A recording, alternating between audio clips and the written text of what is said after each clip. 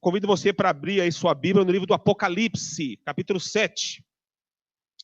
Livro do Apocalipse, capítulo 7. Será que Davi, a projeção vai sair, talvez? Beleza. Eu trouxe aqui uma projeção para facilitar o nosso conhecimento, tá? Vamos estudar sobre os 144.000 do Apocalipse. E nós vamos estudar a Bíblia com profundidade, irmãos. Profundidade, viu? Então se prepare aí, a gente vai ler muitas passagens, vamos vasculhar a Bíblia e vamos cavar a fundo a palavra de Deus sobre esse assunto. Sabe, queridos irmãos, você que está aí à distância, que está conosco aí, seja bem-vindo, viu? Você que está no YouTube, você que está conosco aqui no Zoom, olha, seja bem-vindo aí, que você possa ser alimentado aí pelo Senhor nesse momento. Eu tenho muita sede, irmãos, de eventos finais, sabe? Eu quero saber o futuro, o que vai acontecer lá na frente. Eu tenho esse anseio, sabe? E durante muitos e muitos anos, e faço isso até hoje, eu tenho dedicado muito tempo a estudar os eventos finais da profecia bíblica. E eu tenho ele já formado na minha cabeça. Eu sei o que vai acontecer no futuro. Pela palavra de Deus revelada, claro. Eu sei o que nos espera. Por isso eu quero falar uma coisa para todos vocês que estão aqui, irmãos. Todos que estão aqui hoje, presencialmente, e você que está à distância aí na sua casa. Queridos, nós vivemos num tempo muito, muito solene da história deste mundo. Nós vivemos nos últimos dias da história desta humanidade. Nos últimos dias. É bem verdade que o mundo não vai acabar por causa de uma pandemia, seja Covid-19 ou outras pandemias que virão ainda. Mas esse mundo ele caminha realmente para o fim. E muito, muito em breve Jesus Cristo vai voltar a essa terra. Eu e você temos que estar despertos, lermos mais a Bíblia, orarmos mais, estar por dentro da profecia bíblica, estar por dentro do livro do Apocalipse, para que nós possamos, sabe, quando as coisas começarem a acontecer, Jesus orientou, Jesus disse. Então, irmãos, nós vivemos nos últimos dias da história deste mundo, sem dúvida nenhuma. Então, nos preparemos mais, nos consagremos mais, procuremos nos reavivar mais, para que possamos suportar a grande crise que acontecerá nesse mundo, irmãos. Uma grande crise. A crise será tão grande, irmãos, tão grande. O profeta Amós, lá no capítulo 5, ele fala assim: você pensa que o dia do Senhor será luz? Ele fala, não será luz, não, será trevas. Ele fala assim, o dia do Senhor será como uma pessoa que está fugindo do leão. E de repente aparece um urso, que é maior que um leão. Aí a pessoa fugindo do urso, ela entra dentro de casa, coloca a mão na parede e é picada por uma serpente. E o profeta Amós fala lá, você lê em casa, Amós capítulo 5. O dia do Senhor não será luz, será? Será trevas. Por isso, queridos, uma vida de entrega, uma vida de consagração, viver nos caminhos de Deus e estudo do livro do Apocalipse. Tá? É isso que nós precisamos. Com tudo isso, queridos, tenho certeza que nós seremos reavivados pelo poder de Deus. Então, feche seus olhos, abra o seu coração. Fiz essa introdução aqui para dar tempo de você compartilhar aí. Então, eu creio que todos já compartilharam. Vamos agora orar para a gente estudar a Bíblia. Santo Deus e eterno Pai, nós queremos agradecer ao Senhor e muito por mais um dia de vida que o Senhor concede a cada um de nós. Queremos agradecer por, então, favoráveis circunstâncias, estamos aqui reunidos em Teu nome, presencialmente, aqui na Igreja do Jardim Apurá, para mais uma vez estudar a Tua santa e boa palavra. Que essa palavra possa falar alto ao nosso coração, que essa palavra possa tocar a nossa vida, de maneira tal que ao concluirmos aqui o assunto, concluirmos o estudo, possamos ter uma única certeza: o Senhor falou a cada um de nós. Por isso, Pai querido, em nome de Jesus, nós pedimos que o Senhor possa batizar-nos, todos nós que estamos aqui reunidos, batizar-nos com o Espírito Santo, para que possamos entender a Tua mensagem e praticá-la também. Abençoe de maneira especial, Pai, aqueles que estão doentes, aqueles que estão enlutados, que a Tua mão poderosa possa ser na vida deles. Oramos agradecidos em nome de Jesus. Amém. Apocalipse capítulo 7, a partir do versículo 1. Acompanhe comigo. 7, versículo 1. Depois disto, 7, versículo 1. Depois disto, vi 4 anjos em pé nos 4 cantos da terra, conservando seguros os 4 ventos da terra, para que nenhum vento soprasse sobre a terra, nem sobre o mar, nem sobre árvore alguma. Vi outro anjo que subia do nascente do sol, tendo o selo do Deus vivo, e clamou em grande voz aos 4 anjos, aqueles aos quais foram dados fazer dano à terra e ao mar, dizendo: não danifiqueis nem a terra, nem o mar, nem as árvores, até selarmos na fronte os servos do nosso Deus. Versículo 4. Então ouvi o número dos que foram selados, e que era de 144 mil, de todas as tribos dos filhos de Israel. Muito bem, queridos. O assunto dos 144 mil é um assunto pouco pregado nas igrejas. Eu tenho 18 anos de adventista. E acho que na igreja eu vi uma vez só alguém pregando sobre isso. 18 anos eu tenho na igreja. Eu costumo pregar bastante sobre esse assunto. Tenho pregado aí, mas não é uma mensagem muito pregada. Tá? Aqui nós estamos repletos de simbolismo. Alguns acreditam que se salvarão 144 mil pessoas. Então você conta lá, 1, 2, 3, 144 mil. Serão esses os números que serão salvos, por ocasião antes da volta de Jesus. Né? E outros acreditam que isso aqui é simbólico. Isso aqui é simbólico. Não é só 144 mil. É muito mais que isso. E é sobre isso que nós vamos estudar aqui nesta manhã de sábado, tá? Esse assunto aqui é eventos finais e tem a ver com o nosso futuro nessa terra e também com a nossa salvação. Bem, queridos, uma coisa importante fazermos para entendermos o Apocalipse. Uma coisa importante a fazermos. Presta atenção. O Apocalipse, ele tem 404 versículos. 404 versículos. E no Apocalipse nós temos 300 referências ao Antigo Testamento. Olha que interessante. 404 versículos e 300 referências ao Antigo Testamento. Pois bem, qual que é a base para você entender o livro do Apocalipse? A base para entender o livro do Apocalipse está toda no Antigo Testamento. Toda no Antigo Testamento. Ou seja, irmãos, se nós tirássemos o Antigo Testamento aqui do cânon sagrado, seria impossível entender o livro do Apocalipse. Impossível. Então a base para entender o Apocalipse está toda no Antigo Testamento. Muito bem. Agora eu preciso pensar no seguinte: que passagens tem no Antigo Testamento que possam me dar luz sobre esses 144 mil selados? Será que existe alguma? Claro que existe. Existe mais de uma. E eu quero vasculhar com vocês alguma dessas passagens, para que possa nos dar luz para entender o Apocalipse capítulo 7. Então, vou pedir para você marcar aí com marca-página aí Apocalipse capítulo 7, ou marcar com a mão, com o dedo, enfim. E vamos para a primeira passagem. Ezequiel, livro do profeta Ezequiel. Profeta Ezequiel, Antigo Testamento. Ezequiel capítulo 9. Ezequiel está ali antes de Daniel, né? Passa ali Isaías, Jeremias, Lamentações de Jeremias, aí você vai para Ezequiel, né? Ezequiel capítulo 9. Para mim, queridos, o profeta Ezequiel é o profeta apocalíptico. Eu dei esse nome a ele. Porque o profeta Ezequiel ele tem muitas, mas muitas visões do Antigo Testamento. Desculpa, muitas visões do Apocalipse. O profeta Ezequiel tem muitas visões do Apocalipse. Então, Ezequiel capítulo 9. Ezequiel capítulo 9, eles têm uma visão similar a Apocalipse capítulo 7. Similar. Quer ver? Ezequiel capítulo 9. Então, 9 verso 1. Então, ouvi que gritava em alta voz, dizendo... Então alguém gritava. Vamos descobrir quem é aqui. Chegai-vos vós, executores da cidade, cada um com a sua arma destruidora na mão. Opa! Eis que viam 6 homens a caminho da porta superior, que olha para que olha para o norte.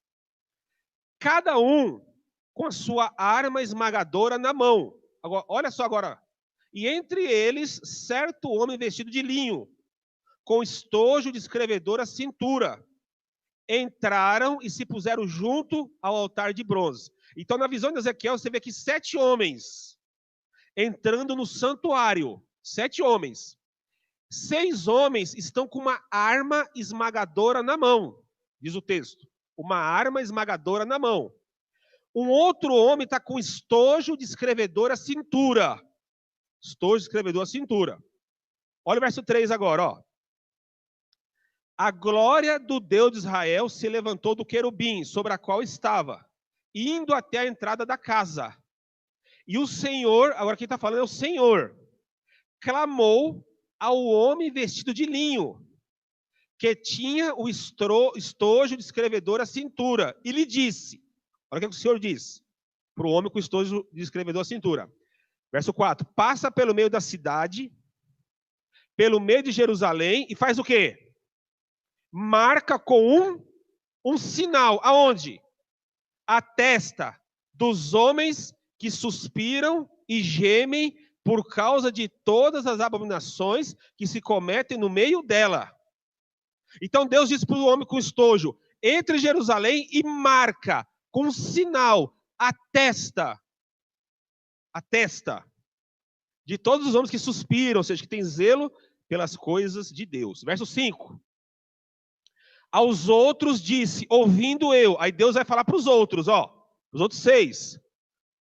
Passai pela cidade após ele, e sem que vossos olhos poupem, e sem que vos compadeçais, matai.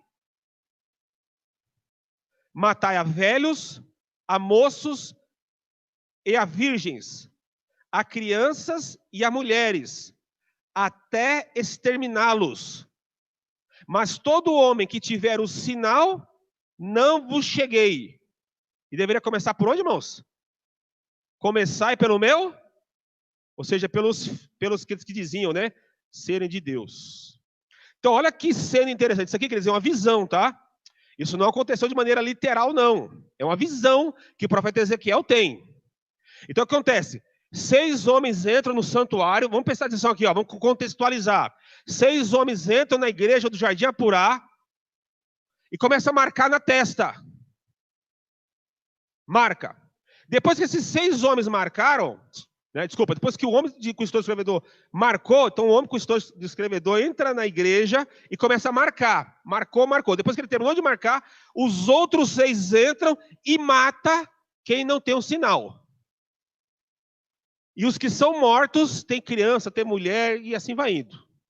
Mas aquele que tem um sinal, não é morto. Não é morto. Bem, queridos, aqui nós precisamos entender que existem algumas aplicações importantes. Vou passar aqui, tá? Davi. Não está passando. Deixa eu mostrar para vocês aqui um slide para a gente... Se quiser passar daí. Muito bem. Vamos lá. Bem, queridos, o sinal era marcado na testa. Na testa. Sinal, marca e selo é sinônimo. Isso você vai ver na Bíblia aqui. Iremos mostrar outras passagens, tá? Mas uma coisa é certa. O sinal era colocado na testa. Testa, na sua opinião, significa o quê? Pode falar. Mente, que mais? Razão, né? Inteligência, discernimento. Então, a testa é um símbolo de quê? De razão, de discernimento, de inteligência. Então, é marcado na testa. Essa razão de discernimento, eu vou explicar para vocês o que é isso, tá? Isso é muito importante. Esse sinal, vocês perceberam que identificava? Identificava que era o fiel, os que eram fiéis. Então, quem tinha a marca, o que sabia? O que sabemos? Aquele que tem a marca é fiel. Fiel a Deus. O que não tem a marca era infiel. E o que não tinha marca, aconteceu o quê? Morreu. Então você percebe aqui que Deus tem uma marca, os fiéis têm uma marca. E essa marca é visível. Ela pode ser vista, você que está aí no YouTube, você que está no Zoom aí. Olha interessante. Os fiéis têm uma marca e essa marca é perceptível. Queridos, vou falar uma coisa para vocês aqui. No reino de Deus não existe agente secreto. Não tem agente secreto no reino de Deus. Não existe isso. Ai, sou fiel a Deus. Ninguém vai saber. Não tem isso, não. É identificado. Deus, o povo de Deus tem uma marca. Essa marca aqui no contexto de Ezequiel 9, ela identifica e ela protege da morte. Ou seja, o que aqui nós temos que ter em mente? Que essa marca ela é importante. Porque dessa marca depende a vida ou a morte, a salvação ou a perdição. Irmãos queridos. Então, marcar na testa razão, raciocínio, inteligência, e essa marca identificava. E protegia da morte. Muito bem? E estou falando isso para vocês, gente, porque os selados do Apocalipse, que viverão nos últimos dias da história, isso aqui tem que se aplicar a eles. E eles são quem? Você e eu. Nós temos que ser marcados na testa. Essa marca identifica você. Opa! Essa marca identifica você e essa marca nos protege. Tudo bem? Segunda passagem bíblica aqui para a gente entender um pouco mais aqui o Apocalipse capítulo 7. Êxodo, vamos lá, Êxodo. Êxodo capítulo 12. Êxodo 12.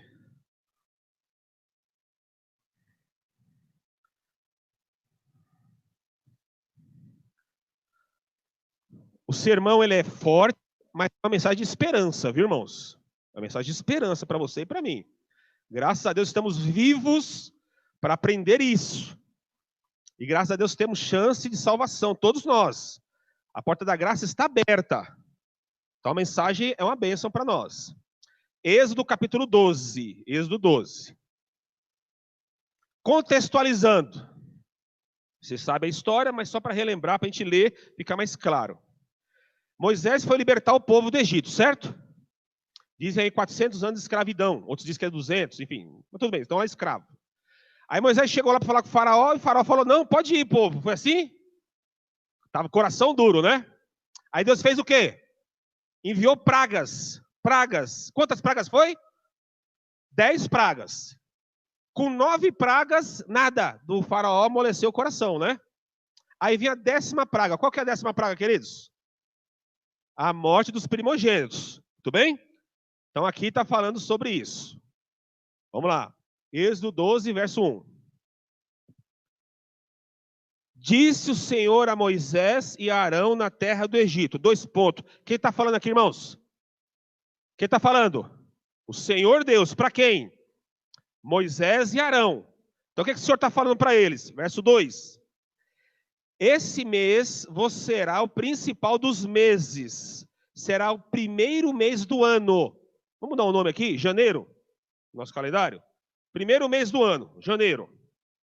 Verso 3. Sabemos que não é janeiro não, tá? É mais ou menos março, abril ali. Só para contextualizar. Verso 3.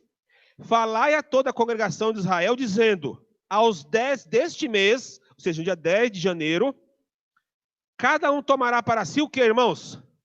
Um cordeiro, certo? Segundo a casa dos pais. Um cordeiro para cada família.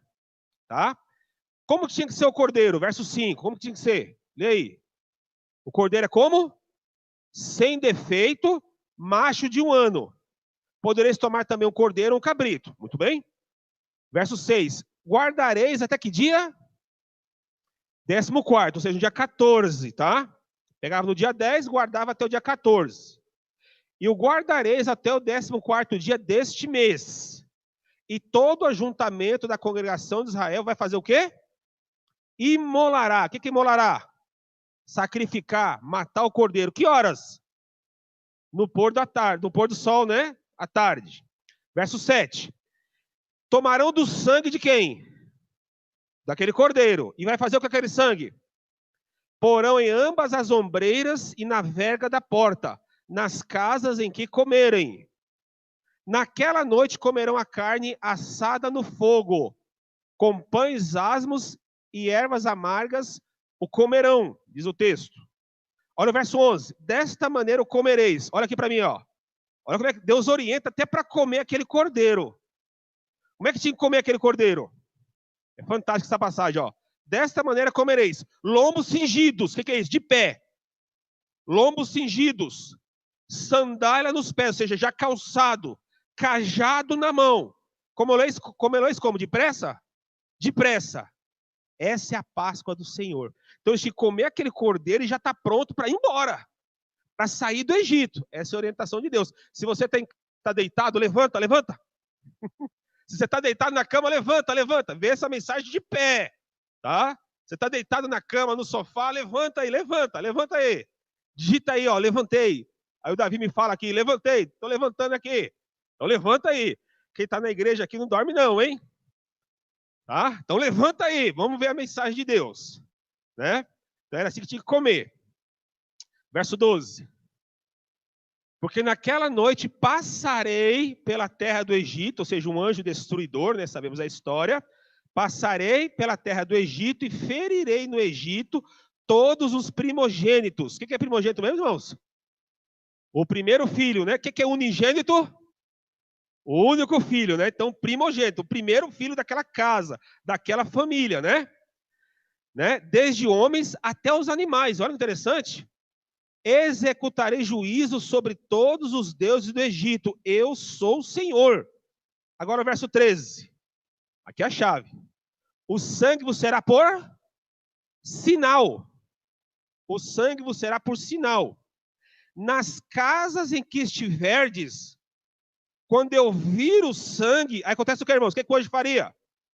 Passarei por vós, e não haverá a vós praga destruidora, quando eu ferir a terra do Egito. Verso 14, esse dia vos será por memorial, e o celebrareis como solenidade ao Senhor nas vossas gerações, e o celebrareis por estatuto perpétuo. Então, irmãos, aqui tinha um sinal, uma marca, o selo. O que era a marca, o selo e o sinal? O que era? Não passou aqui não, Davi? Travou aqui. O que era o sinal, a marca? O sangue. Então, o anjo do Senhor, quando ele passou nas residências ali do Egito, onde tinha o sangue, o que ele fazia?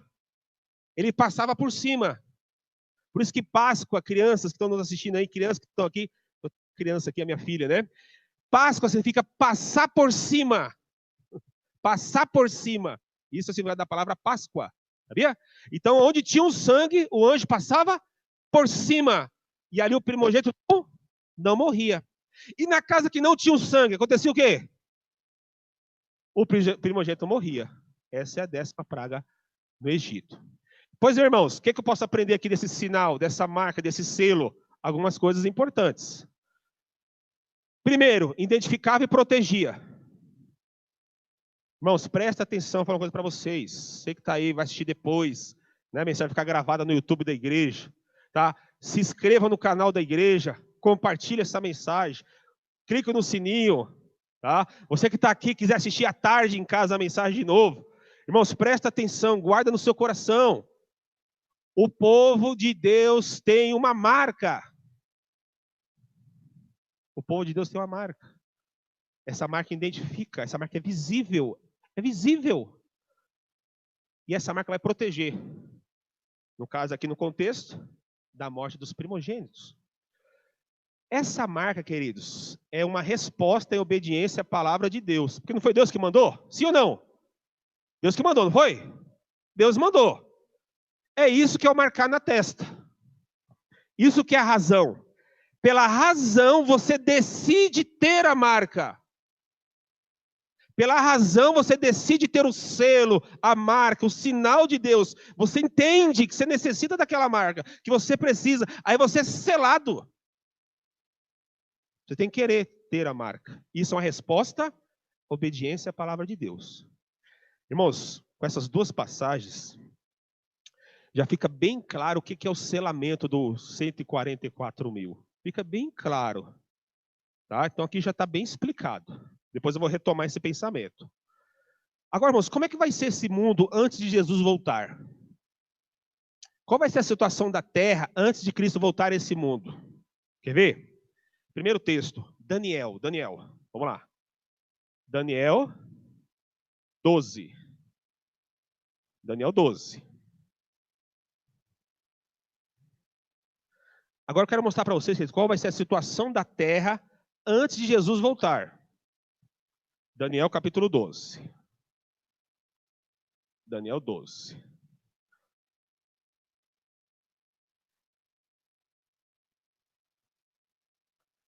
A partir do versículo 1. Daniel 12, verso 1. Abra sua Bíblia, você que está em casa aí, já deu a dica, hein? Fica de pé. Lombos cingidos. Cajado na mão. Palavra de Deus. Fica sentado não, viu? Senão vai dormir aí. Nem deitado, não pode, hein? Então tá bom, vamos lá. Daniel 12, verso 1. Nesse tempo se levantará quem? Quem é Miguel? Quem é Miguel? Vou explicar para vocês. Miguel é Jesus Cristo. Sabe que Jesus Cristo tem vários nomes na Bíblia, né? Sabe que tem vários nomes. Fala um nome de Jesus aí na Bíblia. Um. Messias, qual outro? Emanuel, qual outro? Maravilhoso Conselheiro, Filho de Davi, Deus a todas as nações, né? Vários nomes dados a Cristo. Miguel é o nome dado a Cristo. O nome Miguel, queridos, o seu significado em hebraico é uma pergunta. E a pergunta é assim: quem é como Deus? Então, se você está assistindo a gente e chama Miguel, alguém chama Miguel? Alguém? Ninguém, né? Se você chama Miguel aí, seu nome é uma pergunta. A pergunta é assim: quem é como Deus? Agora eu vou fazer a pergunta e você responde. Quem é como Deus? Quem é como Deus? Jesus Cristo. Então, Miguel é Jesus. Tá bom? E o nome Miguel é Jesus Cristo nas batalhas, pelejando pelo seu povo. Aparece na Bíblia, acho que 6 ou 7 vezes. Toda vez que aparece na Bíblia, é Jesus Cristo pelejando pelo seu povo. Amém? Miguel, Jesus Cristo nas batalhas. Tá? Então, 12, verso 1. Nesse tempo se levantará Miguel, Jesus. Ele vai se levantar. O grande príncipe, defensor dos filhos do teu povo. Aí quando ele levantar, queridos, vai acontecer o quê? Haverá um tempo de angústia qual nunca houve, desde que houve nação até aquele tempo. Mas naquele tempo, ou seja, quando Jesus levantar, será salvo o teu povo, todo aquele que for achado escrito no livro. Tá? Verso 2. Muitos que dormem no pó da terra ressuscitarão, uns para a vida eterna, e outros para vergonha e horror eterno. Olha quanta coisa vai acontecer quando Jesus levantar.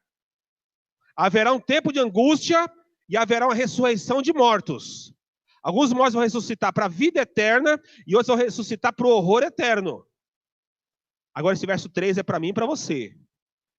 Os que forem sábios, pois resplandecerão como fulgor do firmamento. E os que a muitos conduzirem à justiça, essas pessoas serão como as estrelas, sempre e eternamente. Diga amém. Amém? Então, Jesus está fazendo o que hoje? Jesus está lá no seu trono, no santuário celestial, no santo dos santos. Ele intercede por nós, ele intercede por você, ele intercede por mim. Ele está lá no céu como nosso representante, como nosso advogado e como juiz de toda a terra. Lá ele está executando um juízo investigativo pré-advento, tá? Onde ele, nesse momento, julga os mortos em Cristo. Isso é um tema para um outro estudo, tá? Enfim, então ele está lá, sentado, intercedendo por nós, julgando por nós. Só que o texto diz que um dia ele vai se levantar. Então, quando Jesus Cristo levantar, queridos, fechou a porta da graça. Aí ele não intercede mais por ninguém. Terminou o juízo investigativo. Quando Jesus Cristo levanta lá, ele vai dizer assim: está pronto, está consumido, está consumado, está terminado. Ele terminou a sua obra lá no céu. Muito bem? Ele terminou a sua obra lá no céu. Então ele se levanta. Quando ele se levanta lá, aí fecha a porta da graça. Ao fechar a porta da graça, o Espírito Santo que está aqui tocando nos corações de todas as pessoas é retirado dessa terra. Não dos fiéis, tá? Não dos fiéis. O Espírito Santo é retirado daqui. Ao Espírito Santo ser retirado daqui, diz o texto: haverá um tempo de angústia qual nunca houve, desde que houve nação até aquele dia. Irmão, deixa eu fazer uma pergunta para vocês. A vida nessa terra é difícil, não é? Corrupção, violência, epidemia, sim ou não? Difícil, sim ou não? O gênero humano, irmãos, parece que a cada dia piora, né? Quando você assiste a televisão, jornais, você fica assim, de boca aberta, o que tem acontecido hoje no mundo. Isso, irmãos, que o Espírito Santo está aqui. E se o Espírito Santo, irmãos, como é que vai ser? Se o Espírito Santo trabalhando nos corações está desse jeito, sem o Espírito Santo, irmãos, haverá um tempo de angústia qual nunca houve. Qual nunca houve. Então, queridos, deixa eu falar uma coisa para vocês muito importante. A porta da graça está aberta, amém? Mas um dia vai fechar. Um dia, irmãos, vocês ouvirão o último sermão sendo pregado aqui da igreja. Um dia vocês ouvirão os últimos programas da TV Novo Tempo. Você que dá estudo bíblico, você que é evangelista, um dia você dará os seus últimos estudos bíblicos. Um dia vai acabar isso. Aí Jesus levanta, fechou a porta da graça. Quem salvou, salvou. Quem não salvou, não salva mais. Se o santo é retirado aqui, queridos, aí é um tempo de angústia qual nunca houve. Qual nunca houve. Isaías fala como é que vai estar a terra, irmãos, nesse momento aqui. Isaías fala isso, quer ver? Isaías 13. Isaías 13.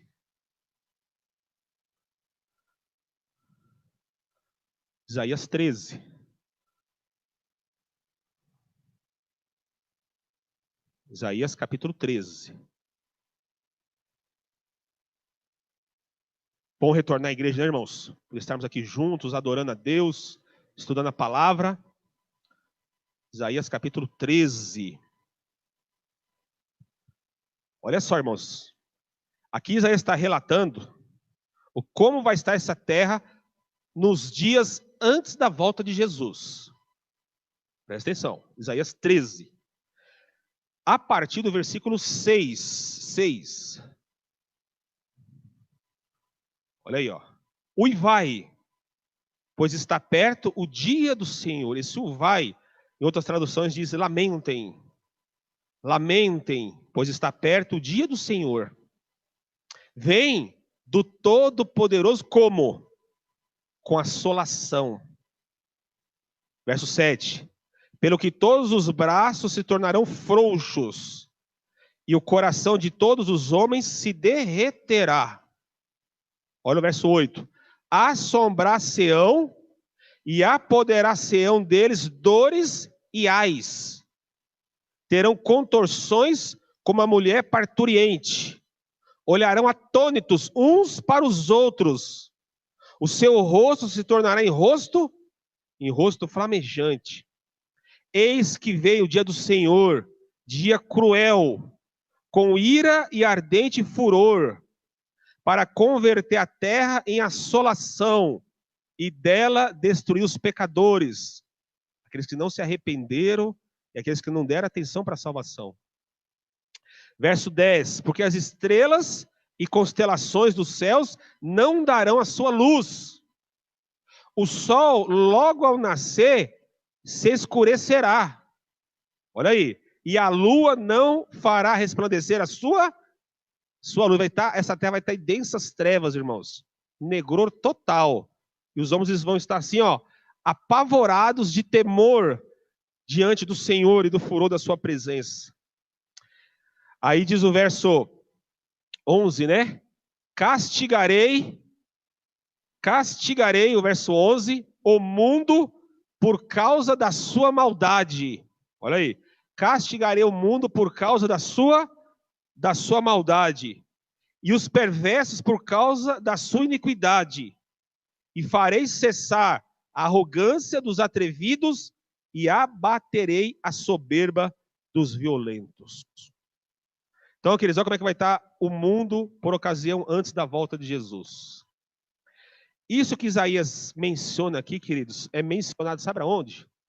Lá no 6º selo do Apocalipse. Quer ver? Apocalipse capítulo 6. Apocalipse capítulo 6. Apocalipse capítulo 6. Você sabe que nós vivemos em parte do 6º selo, né? Você sabe que tem 7 selos, né? O 7º selo, ele fala da volta de Jesus. E o 6º selo é antes da volta de Jesus. Então, pelo Apocalipse, nós vivemos no 6º selo. O 6º selo, ele tem parte que se cumpriu e parte que vai se cumprir de novo. De novo. Como é que você cumpre de novo? Por causa de Isaías capítulo 13.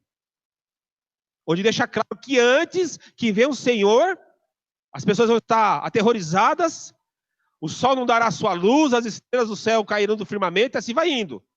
Mas você deve pensar, puxa, mas aquilo já aconteceu? Vai acontecer de novo? Sim. Sim. Tudo que aconteceu já no passado vai acontecer de novo, mas numa grande magnitude. Tá? 6, verso 12. Apocalipse 6, verso 12. Vi quando o cordeiro abriu o 6º selo e sobreveio grande terremoto. Já houve um terremoto no passado grande? Sim, mas vai ter outro de novo. Maior que aquele. Tá? O sol se tornou negro como saco de crina e a lua toda como sangue. Já aconteceu isso? Sim, mas vai acontecer de novo em grande magnitude. Segundo Isaías capítulo 13. Verso 13. As estrelas do céu caíram pela terra, como a figueira quando abalada pelo vento forte deixa cair os seus figos verdes. Aconteceu isso aqui? Sim, mas vai acontecer de novo, antes da volta de Jesus. Você sabia disso? Sabia disso? Então, esses sinais aqui no sol, na lua, nas estrelas, aconteceram, né? Você sabe a data, né? Você dá estudo bíblico, você ensina isso, né? Para as pessoas, o terremoto de Lisboa, o escurecimento do sol e da lua, 19 de maio de 1780, e a queda das estrelas em 3 de novembro de 1883. Isso aqui já aconteceu, mas vai acontecer de novo. De novo, em grande magnitude, antes do retorno de Jesus. Antes da volta de Jesus, acontece de novo. Tá bom? Segundo Isaías capítulo 13. E também o livro Grande Conflito menciona isso. Vou mostrar a passagem para vocês assim. De repente, queridos, presta atenção. O verso 12 e 13 está falando o quê? Terremoto, escurecimento do sol, da lua, das estrelas, não é isso? De repente, olha o que acontece no verso 14. Agora aqui é futuro mesmo, tá? O céu recolheu-se como pergaminho quando se enrola. Então todos os montes e ilhas foram movidos do seu lugar. Olha que interessante, queridos. O texto diz que o céu abre-se como um pergaminho, como se desenrola. Você sabe que os livros antigamente eram em rolos, né? E o céu vai abrir como um pergaminho. Aí quando você estuda o livro Grande Conflito, o capítulo... Travou aqui, Davi? Liberei. Não tem problema. Opa. Vamos lá. Opa. O Grande Conflito, capítulo 40, lição de casa para hoje, viu? Livro Grande Conflito, capítulo 40. Lá diz que haverá denso negror mais intenso do que as trevas da noite cai sobre a terra. Então a terra vai estar em trevas. Essa trevas, irmãos, é a 5ª praga do Apocalipse. É a 5ª praga. Sabe que quando fechar a porta da graça, cairá nessa terra 7 terríveis pragas. Qual que é a primeira praga, você sabe? Úlceras malignas aos adoradores da besta. Segunda praga, as águas dos mares, né, dos oceanos, se transformam em sangue. Terceira praga, as águas dos rios viram sangue. Sendo assim, irmãos, não tem energia elétrica mais, viu? Não tem celular, não tem energia elétrica, perfeito? Muito bem. Essa é a 4ª praga, certo?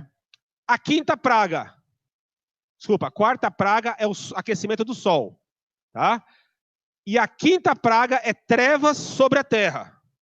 Aí se cumpre aqui Isaías 13 e o 6º selo aqui. E aí como é que vai estar a terra, queridos? De repente, naquele densas trevas, o céu se abre como pergaminho. Então o que acontece? O céu ele dá luz, dá sua claridade e fecha. O céu dá sua claridade e volta. Então assim vai ficar. A terra vai ficar assim, irmãos, aquela escuridão, todos olharão para o céu e o céu vai se abrindo e fechando. É assim que vai acontecer. Antes da volta de Jesus. Aí, em dado momento, queridos, tem que ter cuidado para não cair daqui. Em dado momento, aparece um arco-íris. Isso para os fiéis vai ser fantástico. Que estão vivendo naquele momento. Esse arco-íris dá ânimo naquela perseguição e angústia que haverá. Aparece um arco-íris, depois uma voz, olhai para cima. Ouve-se uma voz do céu, a voz diz, olhai para cima. Essa voz, para os fiéis, é como o som de muitas águas. Essa voz, para os infiéis, é como o som de um grande trovão. Então todos ouvirão a voz de Deus. Os fiéis, como o som de muitas águas, diz o Apocalipse. Como o som de um arpista. Ouve a voz de Deus com uma voz melodiosa, agradável. E os ímpios, para eles, é uma voz de trovão. com a voz de trovão. Tudo bem? Aí, queridos, olhar para cima. Aí, nesse momento, é visto a glória de Deus e a glória de Jesus, e Jesus sentado no trono. E a luz na terra incidindo sobre a terra. Nuvens densas chocam entre si. A voz de Deus de novo. Está feito. Está feito. Aí, queridos, acontece a ressurreição especial que Daniel profetizou. Nesse momento, na quinta praga, acontece a ressurreição especial. Então vai ressuscitar todas as pessoas que participaram da morte de Jesus. Como profetizado na Bíblia mesmo, e por ele Jesus. Todos aqueles que participaram da morte de Jesus ressuscitam. Caifás, Pilatos, soldados romanos, sacerdotes, ressuscitam. Mas nesse momento também ressuscita todas as pessoas que morreram crendo na fé do terceiro anjo. O que é isso? Depois em off aqui eu falo para vocês. Você que está aí na distância, escreve aí. Quero saber o que é isso. O que é fé do terceiro anjo? Escreve aí nos comentários aí. Depois em off eu falo aqui na igreja o que é a fé do terceiro anjo. Todas as pessoas que morrem crendo na fé do terceiro anjo, ressuscitam. Ressuscitam. Por isso que Daniel diz lá, né? Uns vão ressuscitar para a vida eterna e outros para o horror eterno. Muito bem? Aí, queridos, o olho vingador do Deus Todo-Poderoso. Aí a terra vai fazer assim, ó, piscar, ó. Escuridão, claridade, escuridão, claridade. E todas as pessoas aqui olhando lá para o céu, ó. Na quinta praga. Irmãos, a luz da cidade celestial é vista. Por isso que o céu abre-se como um pergaminho e dá claridade e volta. As tábuas da lei de Deus escritas com letras de fogo. Irmão, isso aqui vai ser um momento solene. Porque nesse momento acontece a sexta praga, a queda da Babilônia.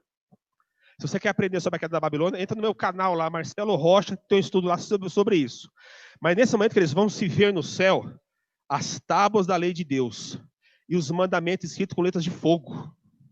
Nesse momento, aquelas pessoas que não acreditavam nos mandamentos de Deus irão contra os seus pastores, líderes, cooperadores, padres, e vão ir contra eles, dizer assim, por que você não nos ensinou a verdade? Olha lá, os mandamentos são válidos, olha lá escrito com letra de fogo, e o quarto mandamento em destaque. Nesse momento acontece a sexta praga, que é a queda da Babilônia. Aí, irmãos, ouve só outra voz, que diz assim, o dia e a hora da volta de Jesus. Amém? Você quer saber o dia que Jesus vai voltar? O dia e a hora? Quer saber? Quem quer saber aqui? Levanta a mão. Ninguém quer saber? Um levantou a mão. Lá. Você que está aí na internet, quer saber? Você só vai saber na quinta para a sexta praga. Só na quinta para a sexta praga você vai saber o dia e a hora da volta de Jesus. Deus vai falar e para os salvos vai ser como o som de muitas águas, com o som de arpista. E aí, queridos, vê-se uma pequena nuvem, e nessa pequena nuvem, Jesus Cristo, para buscar aqueles que nele creram. Assim será a situação da terra, irmãos, antes do retorno de Jesus. Agora, o que chama atenção aqui no sexto selo é a reação dos perdidos. Verso 15. Presta atenção, verso 15.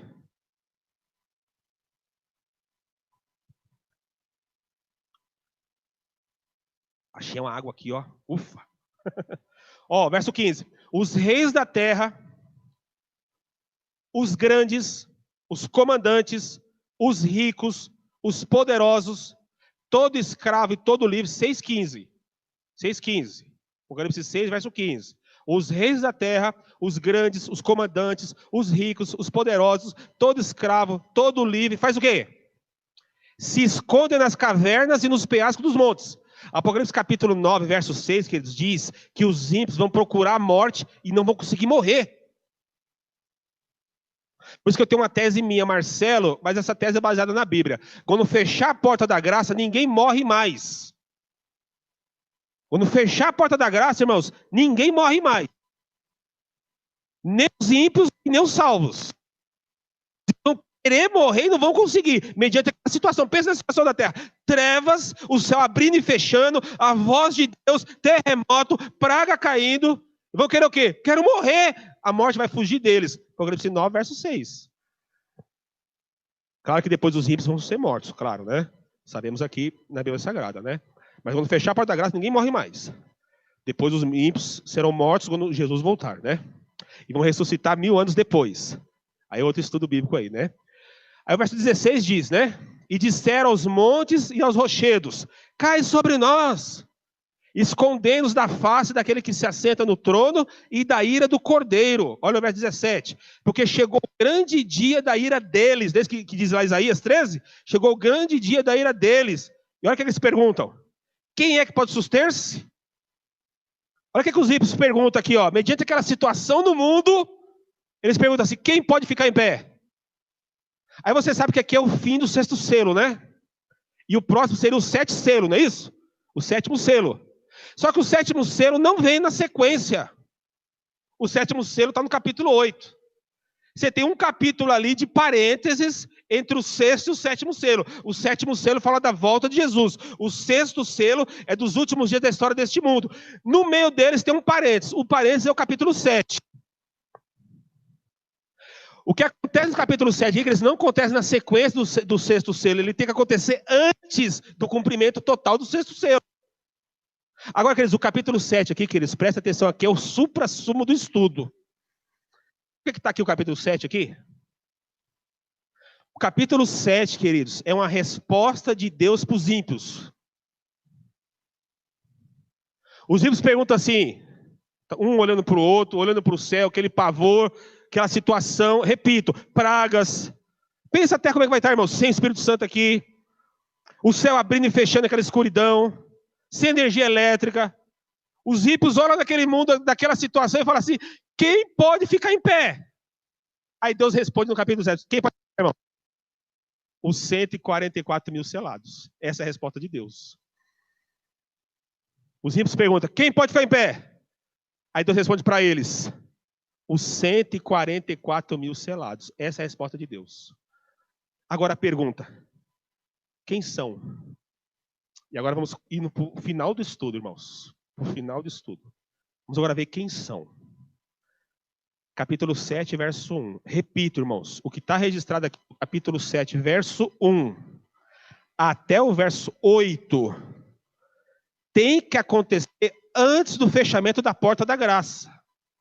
Isso é um parênteses colocado aqui por Deus para dar resposta aos ímpios. Mas o que acontece aqui não é na sequência do 6º selo. Ele tem que acontecer antes desses cumprimentos do 6º selo, ou seja, antes de fechar a porta da graça. Antes dessas trevas, essas coisas, tudo, acontece aqui. Vamos lá então. Capítulo 7, verso 1. Depois disto, vi 4 anjos em pé nos 4 cantos da terra, conservando seguro os 4 ventos da terra, para que nenhum vento soprasse sobre a terra, nem sobre o mar, nem sobre árvore alguma. Então, qual que é a visão aqui?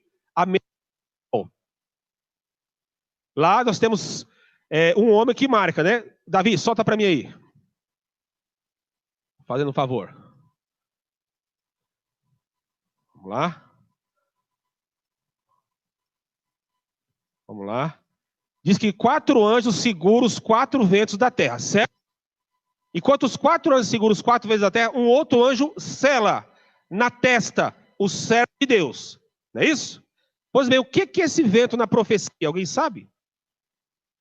Essa é uma pergunta importante. O que é esse vento na profecia? Vamos lá.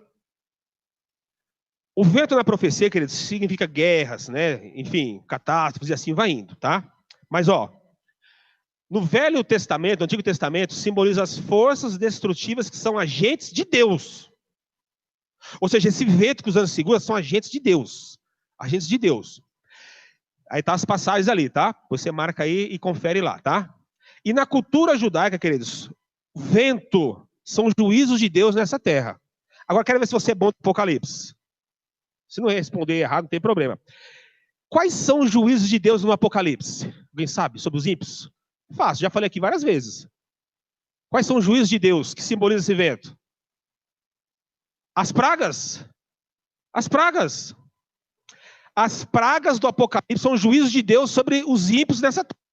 Pois os ventos que os anjos seguram são o que, irmãos? São as pragas. Então os anjos estão segurando as pragas. E quando os anjos seguram as pragas, aí, na sequência, o verso 2. Vi outro anjo que subia da nascente do sol, tendo o selo do Deus vivo. Selo marca o sinal do Deus vivo. E clamou em grande voz aos 4 anjos, aqueles os quais foram dados fazer dano à terra e o mar, dizendo, o que o anjo fala? Ó, não danifiqueis nem a terra, nem o mar, nem as árvores, até fazemos o quê? Selarmos aonde? Na fronte, os servos do nosso Deus. Aí o verso 4 diz, então ouviu o número dos que foram o quê? Selar. Você percebeu que repete 3 vezes? Segura, estamos selando. Segura, deixa eu selar na fronte. Segura, até selar na fronte. Repete aqui a palavra ser ou selar 3 vezes. Então o que está acontecendo hoje, irmãos? O que acontece hoje, nesse exato momento? Agora. Hoje, dia 12 de setembro de 2021, o que acontece hoje? Anjos lá no céu estão segurando as pragas. E um outro anjo está selando na testa. Você e eu. Agora, o que é esse selo? Que identifica quem é o fiel. Quem é esse selo que vai proteger das pragas? Que selo é esse? Agora é o ponto alto do estudo, queridos. Que selo é esse? Queridos, selo na cultura hebraica é o seguinte. Os reis de Israel, de outros povos, eles tinham um selo. Esse selo era um anel sinete. Você percebe que Assuero, ele dá o seu selo a Amã, lá no livro de Esther, da rainha Esther. Isso aqui é um achado arqueológico. Isso aqui é um selo que foi achado, um achado arqueológico do tamanho do anel. Aí aqui estão as escritas em hebraica. Um selo, para ser válido, ele tem que ter 3 informações. 3 informações. A primeira informação, o nome do dono do selo. A segunda informação, o seu cargo. E a terceira informação, o seu território. Então, o selo de Deus, o selo bíblico, ele tem que ter essas 3 informações. Essas 3 informações. No caso aqui desse selo do rei Ezequias, o seu nome, qual é o nome? Ezequias, qual é o seu cargo? Rei, não é isso? Rei de Israel. E o território? Israel. Muito bem? Agora, qual que é o selo de Deus, você sabe? Lá no livro do profeta Isaías diz que o selo de Deus está na lei. O selo de Deus está na lei. Então, vamos fazer aqui uma busca rápida. Você tem 2 minutos para, dos 10 mandamentos, achar um mandamento que tem essas 3 informações. Qual o mandamento que tem essas 3 informações? Qual é? Só tem um. O 4º mandamento. No 4º mandamento você tem o nome, Senhor teu Deus. O seu cargo, Criador. E o seu território, todo o universo. Pois bem, então o selo de Deus aqui é o quê? Fala, irmãos. O sábado. Quase certo. Mas vamos para Ezequiel capítulo 20. Marca com o dedo aqui, volta para Ezequiel. Agora você vai aprender uma verdade que talvez você nunca soube na vida, viu? Qual que é o selo de Deus? A maioria aqui disse sábado, né? Vamos conferir aqui? Ezequiel 20. Ezequiel 20. Qual que é o selo de Deus?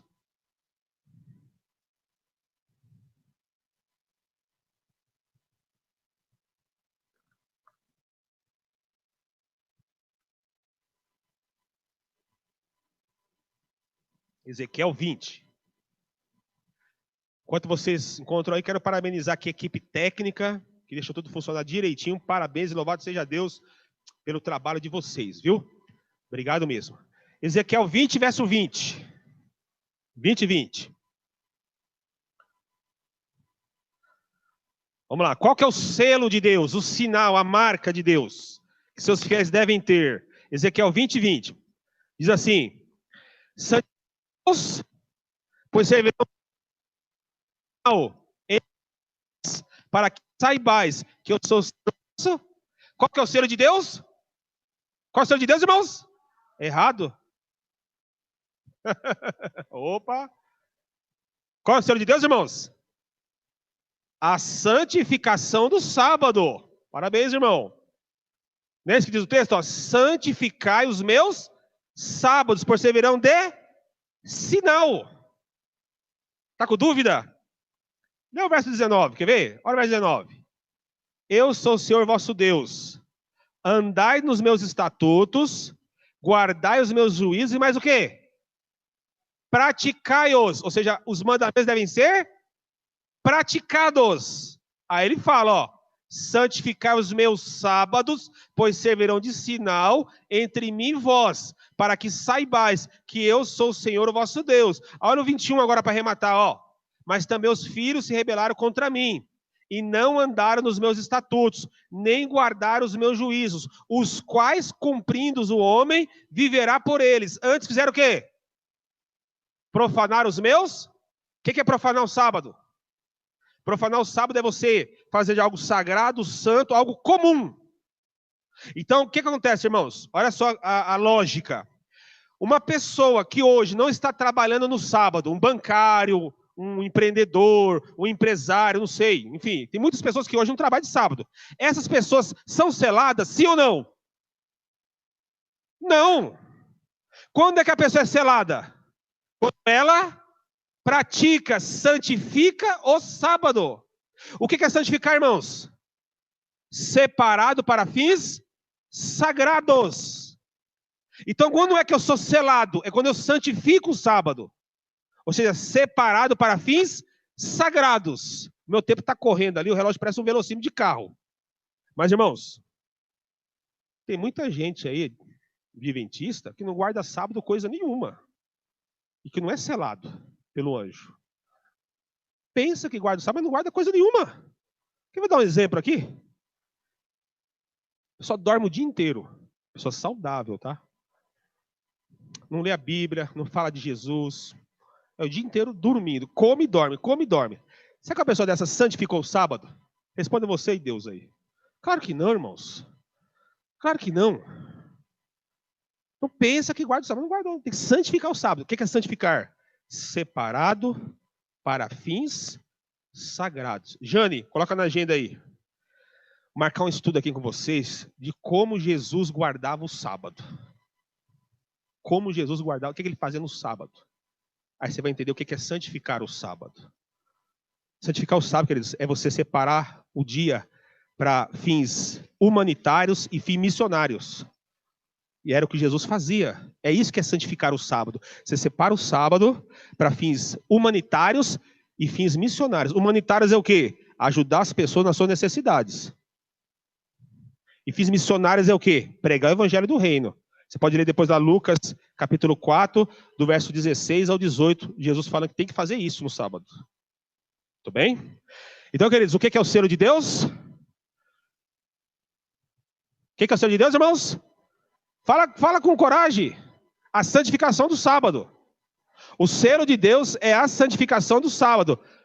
Agora, o que é selamento, irmãos? Esse texto aqui é poderoso. É do livro Preparação para a Crise Final. Fernando Scheid. Você tem em casa esse livro. Lá na página 48 ele fala assim, ó. Denomina-se selamento. O selo já sabemos o que é. Santificação do sábado. Agora, o que é o selamento? Olha que interessante, irmãos. Denomina-se selamento a um processo espiritual invisível aos olhos humanos, que se acha em andamento e muito logo terminará. É isso que o anjo faz, irmãos. Selando. Né?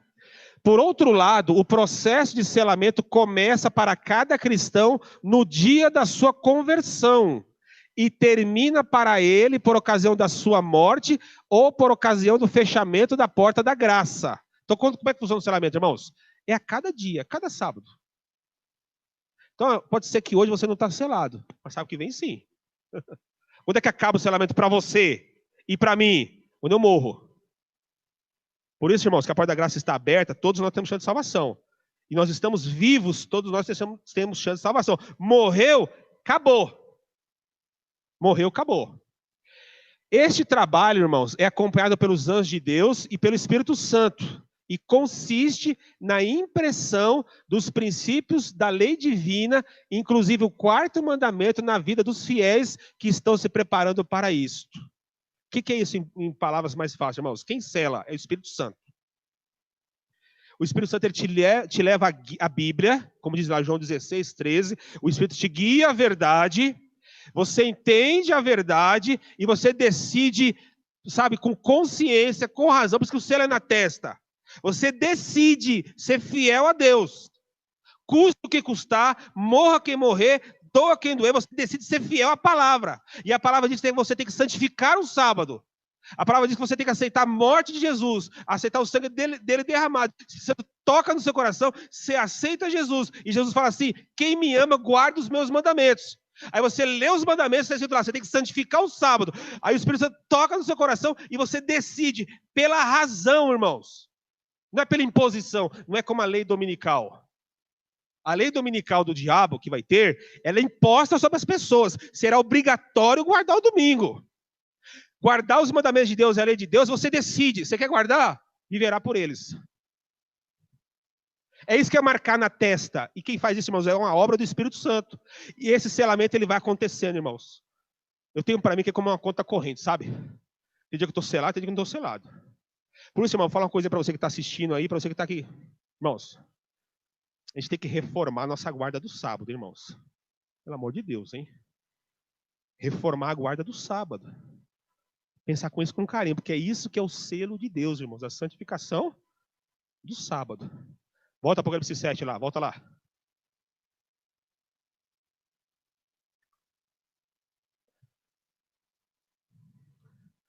Davi, passa mais um slide aqui, tá? Vamos para a reta final aqui. Vamos lá. Vamos terminar esse estudo. A gente ir embora para casa. Então, o selo de Deus, irmãos, é a santificação do sábado. Vamos lá, irmãos. Então, vamos fazer aqui umas perguntas, você responde aí, tá? O que é o selo, irmãos? O que é? Santificação do sábado. Muito bem, parabéns. Quem sela, irmãos? O Espírito Santo é quem sela. Tudo bem? Pela razão, o Espírito Santo trabalha no seu coração e pela razão você decide ser fiel a Deus, tá bom? Tudo bom? É isso, irmãos, que é o sinal de Deus. No tempo do fim. Ele é marcado na sua testa, razão, discernimento, inteligência. Ele identifica se você é fiel ou não. Eu não convivo com vocês aqui, não convivo com você que está na internet. Mas se eu convivesse com vocês, eu poderia saber se você é fiel ou não. Porque identifica, repito, irmãos, no reino de Deus não existe agente secreto. Você tem que ter uma posição, um posicionamento. Esse sinal, queridos, vai proteger das pragas. Se você não for selado, a praga vai cair sobre você. A primeira praga, úlceras malignas. Misericórdia. Se você não for selado, você vai experimentar úlceras malignas. Você vai beber água com sangue. Vai passar fome, sede, sol esquentando. Tem que ser selado. Tem que orar a Deus, se entregar a Jesus e mudar de vida aí. É uma resposta à obediência à palavra, irmãos. A palavra. É a palavra. Obediência à palavra. Obedecer a Deus. O selo de Deus, queridos, é isso aí. Tudo bem? Agora, irmãos, o que significa o número 144 mil? Vamos lá. O Apocalipse, ele é repleto de números simbólicos, que têm seus significados. Muito bem. O número 3 no Apocalipse é o quê? Alguém sabe? O número 3 no Apocalipse é trindade. E o Apocalipse fala da trindade divina e fala da trindade diabólica. Está aqui no Apocalipse. Muito bem. O número 6 no Apocalipse, sabe o que significa? Número 6 no Apocalipse, imperfeição humana. Tudo bem? E o número 7 no Apocalipse? É fácil. Perfeição divina. Muito bem. Agora, você vai perceber que no Apocalipse, o povo de Deus, ele tem um número simbólico, que é o número 12. Ou múltiplo de 12. Por exemplo, no Antigo Testamento você tem as 12 tribos de Israel. Os filhos de Deus ali, 12 tribos de Israel. No Novo você tem os 12 apóstolos. Quando você lê a Cidade Santa, você percebe repetir o número 12 várias e várias vezes. 12 portas, 12 colunas, 12 pérolas, 144 mil côvados. Ou seja, o número do povo de Deus no Apocalipse é 12 e múltiplo de 12. 12 múltiplo de 12. Então, o número 144 mil, querido, significa povo de Deus no Apocalipse. Povo de Deus no Apocalipse. Agora, irmãos, presta atenção. A mensagem do Apocalipse aqui é uma mensagem bélica. Fala de guerras. E quando você estuda o Bíblia Sagrada, você vai perceber que o povo de Israel, quando ia para as batalhas, como é que eles iam para a batalha? Isso aqui é um plus. Você nunca ouviu falar isso. Eles iam Cada tribo tinha que ter 12 unidades militares de 1.000 homens para ir para a batalha. Então vamos dar um exemplo aqui, a tribo de Judá. Então a tribo de Judá ia para a batalha com 12.000 homens. E isso cada tribo, né? Então, a tribo de Judá, 12.000 homens, a tribo de Manassés, 12.000 homens, a tribo de Simeão, 12.000 homens, e assim por diante. Cada tribo ia com 12.000 homens. Esses 12.000 homens iam assim de qualquer jeito? Não, eles iam treinados. Um abria trincheira, outro levava alimentação, outro orava, outro ia com a espada, outro ia com o escudo. Eles iam muito organizados para a guerra. De maneira que esse povo de Israel, quando ia para a guerra, eles iam com 144.000 soldados organizados para batalha. Quem são os 144.000, queridos, no fim dos tempos? São fiéis de Deus, organizados, cheios do poder do Espírito Santo, indo para a batalha. Qual é o nome da batalha? Armagedon. Então, 144.000 são os fiéis de Deus, organizados para a última batalha, a batalha do Armagedon. É isso que a Bíblia ensina. Tá?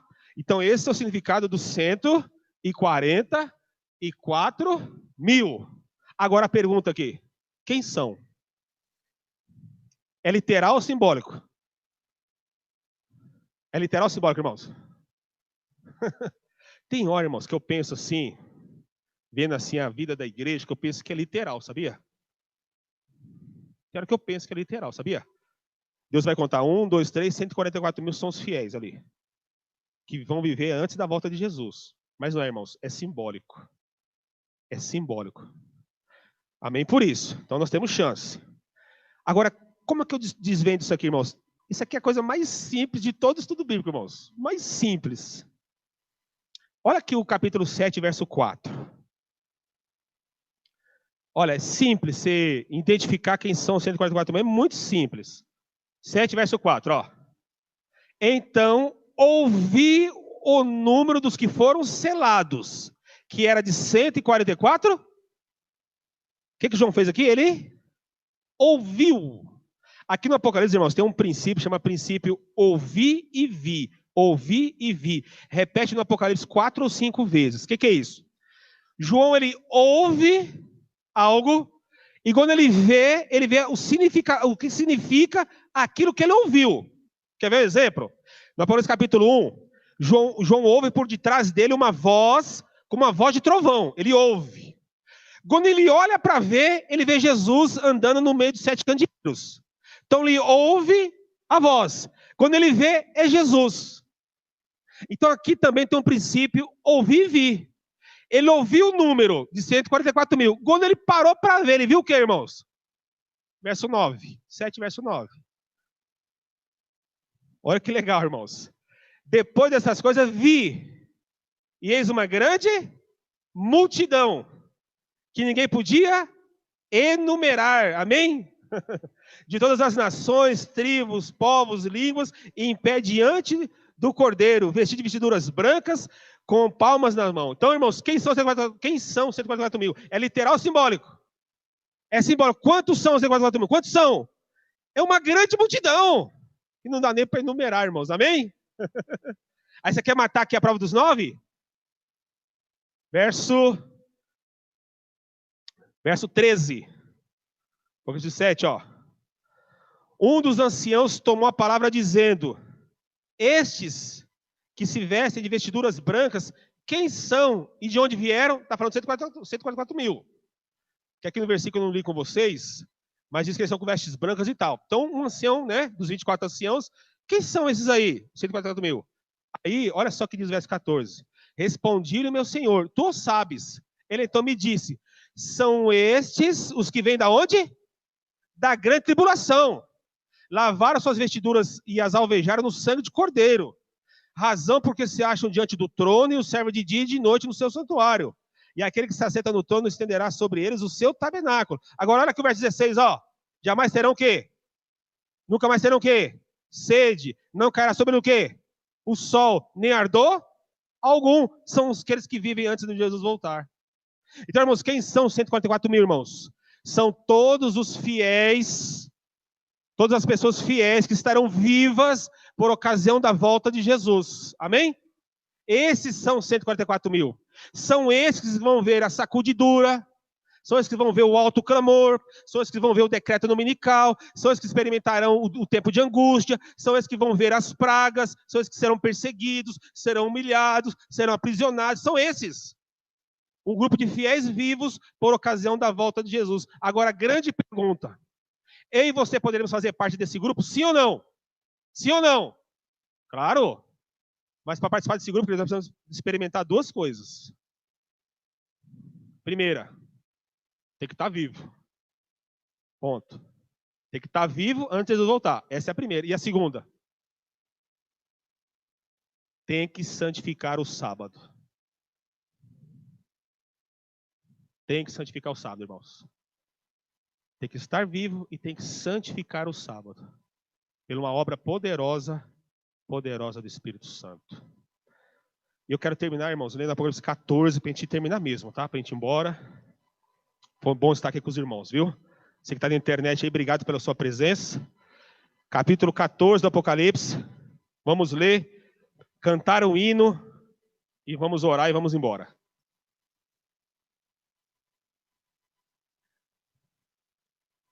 Aqui no capítulo 14 do Apocalipse, do versículo 1 ao verso 5, fala os traços de caráter dessas pessoas que estarão vivas antes da volta de Jesus, que o Apocalipse chama de 144 mil. Qual é o traço de caráter dessas pessoas? Que eu e você temos que ter esses traços de caráter. 14, verso 1. Olhei, e eis o Cordeiro em pé sobre o monte Sião, e com ele quantos? Os 144 mil. Tendo na fronte escrito o quê? O seu nome, o nome do seu? O que é nome na Bíblia, irmãos? Caráter e missão. Então, 144 mil tem um caráter de quem, irmãos? De Jesus. Tem um caráter de Deus, o Pai. Quer fazer parte de 144 mil? Você tem que ter o caráter de Jesus. O caráter do Pai. Você sabe, irmãos, que Jesus foi preparar moradas. Enquanto ele prepara moradas, nós aqui na terra desenvolvemos o caráter. A única coisa que nós levaremos dessa terra para o céu é o caráter. E não é qualquer caráter, irmãos. É o caráter, a semelhança do caráter de Jesus. E para formar esse caráter, Deus te dá uma vida. Uma vida para desenvolver o caráter. Agora, irmão, seja sincero. Eu assistindo novela todo dia. Eu assistindo seriado todo dia. Como é que eu vou desenvolver o caráter? Quando somos transformados por aquele que contemplamos. Sim ou não? Claro. Então o que eu preciso, irmãos, para fazer parte de 144 mil? Tem que ter o caráter de Jesus. E aí Deus te dá as oportunidades. Hoje, aqui, agora, é uma grande oportunidade. Uma grande oportunidade de desenvolvermos o caráter de Jesus. Orar a Deus, esses defeitos, pedir perdão e clamar a Deus a transformação. Para aqueles que vivem nos últimos dias da história desse mundo, irmãos, não existe síndrome de Gabriela, viu? Minha esposa chama Gabriela. E ela não gosta que eu falo isso na igreja. Para aqueles que aguardam a volta de Jesus, não existe síndrome de Gabriela, irmãos. O que é a síndrome de Gabriela? Quem sabe? Eu nasci assim, eu vivi assim, eu morri assim. Isso não existe não, irmãos. Tem que ter a transformação. Isso é pelo poder de Deus, pela graça de Jesus. Verso 2. Ouvi uma voz do céu como uma voz de muitas águas, como uma voz de grande trovão. Também a voz que ouvi era como de arpistas quando tange a sua harpa. Irmãos, quando fechar a porta da graça e você ouvir uma voz do céu, e você ouvir aquela voz como uma voz de muitas águas, você está salvo. Amém? Mas se você ouvir aquela voz como uma voz de trovão, você está perdido. Para os fiéis, a voz de Deus é uma voz como de muitas águas. E para os perdidos é como uma voz de trovão. Verso 3 agora, ó. Os 144 mil, queridos, eles têm uma música diferente que eles cantam, ó. Entoavam um novo cântico diante do trono, diante dos 4 seres viventes e dos anciãos. E ninguém pode aprender o cântico, senão 144 mil que foram comprados da terra. Só eles cantam essa música, irmãos. Só eles. Irmãos, vou contar aqui um segredo para vocês não contam para ninguém, tá? Eu não sei a música, mas eu sei a letra. Duvida? Eu sei a letra. Capítulo 15 do Apocalipse. Olha aí, capítulo 15. A letra eu sei, a música eu não conheço, mas a letra eu conheço. Verso 2, 15, verso 2. Vi como que um mar de vidro mesclado de fogo, olha aí, ó. E os vencedores da besta, da sua imagem e do número do seu nome, que se acha em pé no mar de vidro, tendo harpas de Deus. Os vencedores da besta, irmãos, são 144 mil. Se quer saber mais do que é a imagem da besta, tudo isso, vai no meu canal lá, Marcelo Rocha, eu tenho um estudo lá que eu explico sobre isso no decreto dominical. Aí o verso 3 diz, entoava o cântico de Moisés. A música tem um título, Canto de Moisés, servo de Deus. E o cântico do Cordeiro dizendo, olha a música que é a letra agora, ó. Grandes e admiráveis são as tuas obras, Senhor Deus Todo-Poderoso. Justos e verdadeiros são os teus caminhos, ó Rei das Nações. Quem não temerá e não glorificará o teu nome, ó Senhor? Porque só tu és santo, tu és santo. Por isso todas as nações virão e adorarão diante de ti, porque os teus atos de justiça se fizeram manifestos. Essa música que eles 144 mil cantam é a música da experiência. Existem dois grupos nessa terra, irmãos, que tiveram uma experiência única. O povo do Êxodo, que viram as 10 pragas caindo, o mar abrindo, água da rocha, maná descendo, coluna de fogo, nuvem, que viram aquilo com seus próprios olhos. E o outro grupo, irmãos, são 144 mil. Que vão ver a perseguição, decreto dominical, alto clamor, tudo isso aí, irmãos, que diz aqui, tempo de angústia. Por isso que esses dois grupos cantam uma música diferente. A música de Moisés, a música da experiência. Música da experiência, os 144 mil, que eu e você poderemos fazer parte deles. Volta lá para o 14.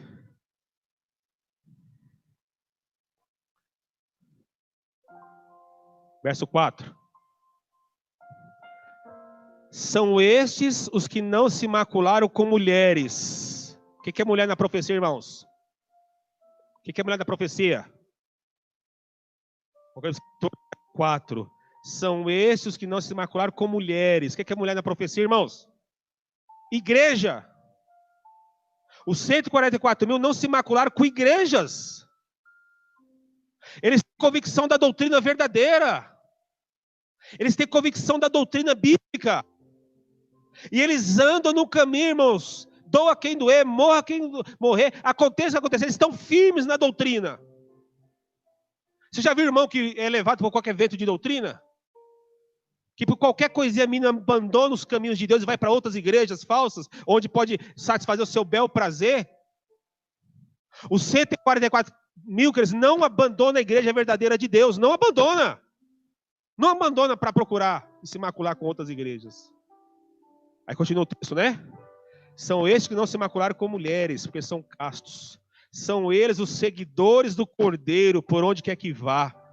São os que foram redimidos dentre os homens, primícias para Deus e para o Cordeiro. E o verso 5, não se achou mentira na sua boca.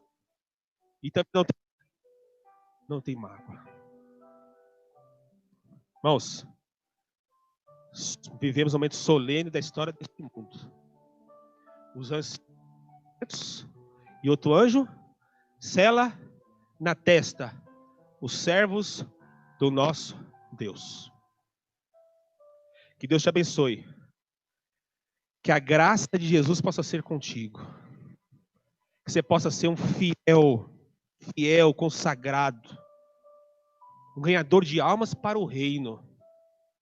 E que as pessoas possam olhar para você e disser o que disseram para Pedro e João quando foram interrogados.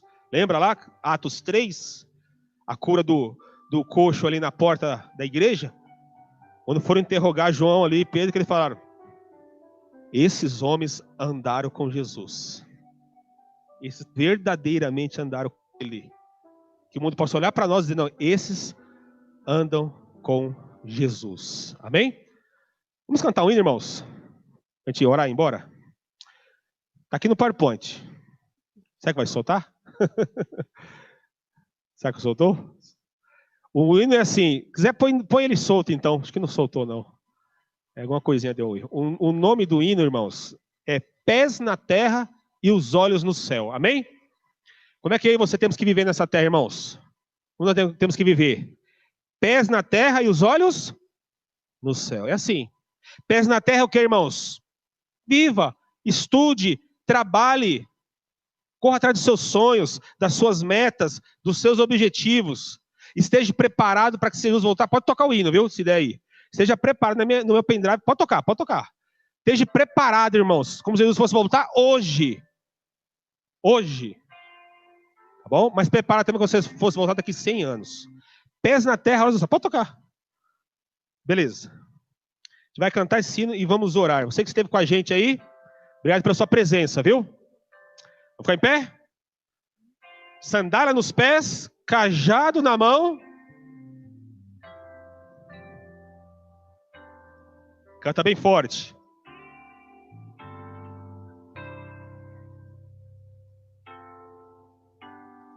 Nós almejamos outro lar, um novo Éden pra morar, pois ficaremos por aqui somente um pouco mais. Só um pouquinho de tempo.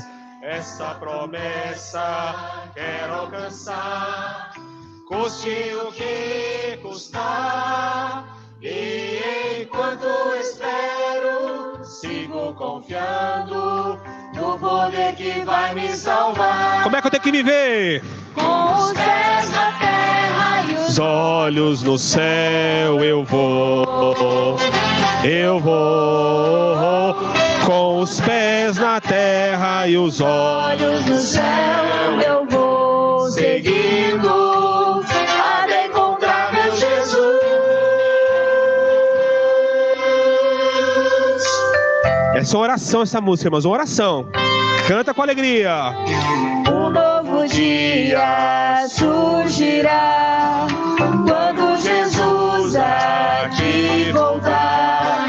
Todo o pranto findará, só alegria haverá. Não mais tristeza, não mais a dor, lá reinará o amor. Finalmente verei e adorarei o meu Rei, meu Salvador. Com os pés na terra e os olhos no céu eu vou. Com os pés na terra e os olhos no céu eu vou, seguindo até encontrar meu Jesus. Com os pés na terra e os olhos no céu eu vou. Com os pés na terra e os olhos no céu eu vou, seguindo até encontrar meu Jesus.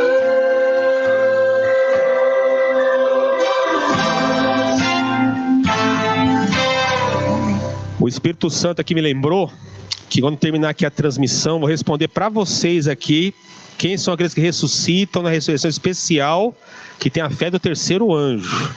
Para você que está assistindo aí pelo YouTube ou pelo Zoom, você escreve lá, eu quero saber o que é, quero saber. E a gente vai procurar você, viu? Aqui a equipe da igreja vai te procurar e vai te ensinar, tá bom? Se tiver alguém assistindo a gente que não é batizado na igreja, seja bem-vindo, seja bem-vindo. Obrigado pela sua presença. Escreve só aí nos comentários que você quer saber o que é a fé do terceiro anjo, e alguém vai te procurar e vai responder para você. E aqui depois da oração responde em off aqui para vocês, tá bom? Vamos orar? Oremos. Santo Deus e eterno Pai, queremos agradecer muito ao Senhor, porque mais uma vez a Tua santa e boa palavra tocou nosso coração. Muito obrigado, Pai. Vivemos nos últimos dias da história deste mundo. Eu tenho certeza, Pai, que o Senhor vai voltar na nossa geração. Eu tenho certeza pelo estudo da Bíblia, Pai, que nós vamos experimentar e veremos com nossos olhos esse tempo de angústia, esse mundo em trevas, esse mundo vivendo sem o Espírito Santo. Será uma época muito, mas muito difícil, Senhor. Mas aqui tem uma promessa, que o Senhor estará conosco até os últimos dias da história deste mundo. Nós confiamos nessa promessa Entregamos nossa vida ao Senhor e nos ajude a continuar subindo os degraus rumo à Canaã celestial. Que possamos crescer, Pai, crescimento. Sabemos, Senhor, que a vida cristã é vida de crescimento, crescer na graça, crescer no conhecimento, avançar no amor ao Senhor, avançar no amor aos mandamentos, à palavra, ao amor uns aos outros. Possamos crescer nesse glorioso conhecimento. Abençoa essa igreja, Pai, a igreja do Jardim Apurá, que ela possa crescer em quantidade e em qualidade. Que essa igreja possa ser um farol nesse bairro, que possa brilhar, que os moradores e a comunidade possam ver que aqui existem pessoas que andam com Jesus, que verdadeiramente, como diz a palavra, andam com Ele. Nos abençoe de maneira poderosa. E abençoe os internautas que estão nos assistindo, abençoe a vida deles e dos seus familiares também. Muito obrigado. Oramos em nome de Jesus. Amém. Amém. Pode sentar, faça oração silenciosa. Encerrou? Irmãos, quem é que ressuscita a ressurreição especial? Pode falar. Os adventistas do sétimo dia, irmãos. Os adventistas do sétimo dia. São eles que creem na mensagem dos 3 anjos. Não é isso? Então, quando for entre a quinta e a sexta praga, vai ressuscitar Ellen White, Tiago White, Joseph Bates, pioneiros. Algum familiar seu que morreu no caminho, ressuscita, irmãos. Ressuscita para poder ver aquele Jesus que nós pregamos a vida inteira. Aqueles que descansaram, né? Que morreram no Senhor e acreditaram nessa mensagem. Eles vão ressuscitar para ver esse Jesus. Tá? Então os fiéis adventistas vão ver o quê? A queda da Babilônia, a quinta praga, a sétima praga, que é um grande terremoto, e verão Jesus voltando às nuvens dos céus. Que eu e você possamos fazer parte desse grupo. Amém, irmãos? Que Deus abençoe. E quando o pessoal fala nos comentários aí, responde para eles. Deus abençoe, irmãos. Ó, dá uma cotovelada no seu irmão e fala assim, feliz sábado. Feliz sábado aí. Feliz sábado aí. Dê uma cotovelada no seu irmão e deseja a ele um feliz sábado.